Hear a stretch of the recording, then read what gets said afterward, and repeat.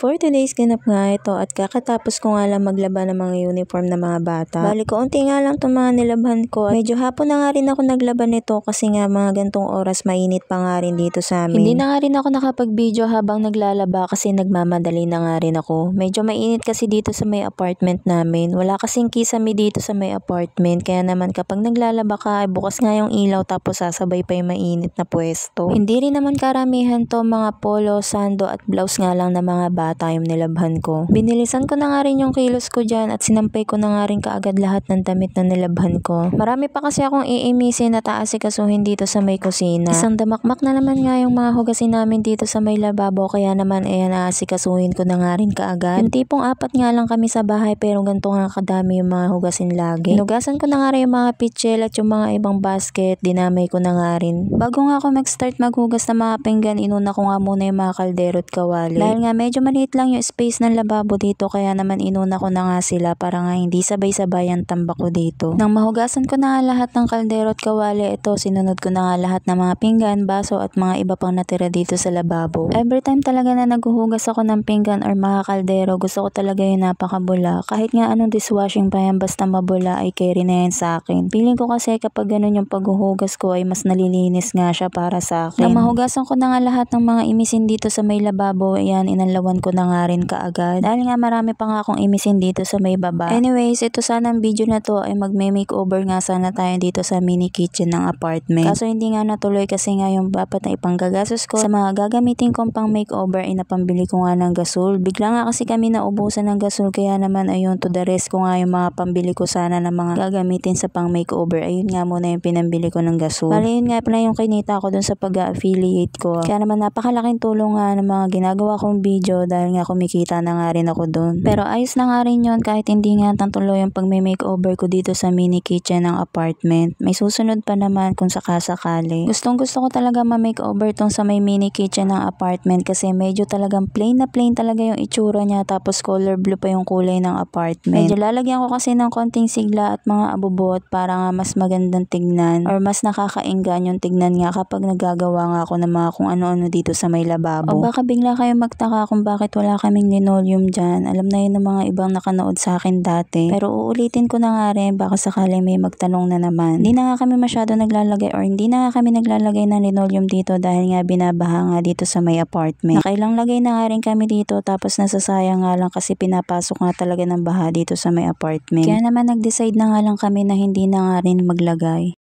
Anyways, after ko maglinis dun sa may kusina, sinunod ko naman dito sa may mini sala. Ayan, binalis-balisan ko na nga lang din dito sa may likod ng sopa kasi napakarami na namang kalat ng mga bata dito. Bali, nagmamadali na nga rin ako dyan para nga rin makaligo na nga rin kaagad ako dahil nga sobrang init. At ayan lang muna for today's ganap. Don't forget to follow and share my video. Thank you for watching. See you on my next mini vlog. Bye!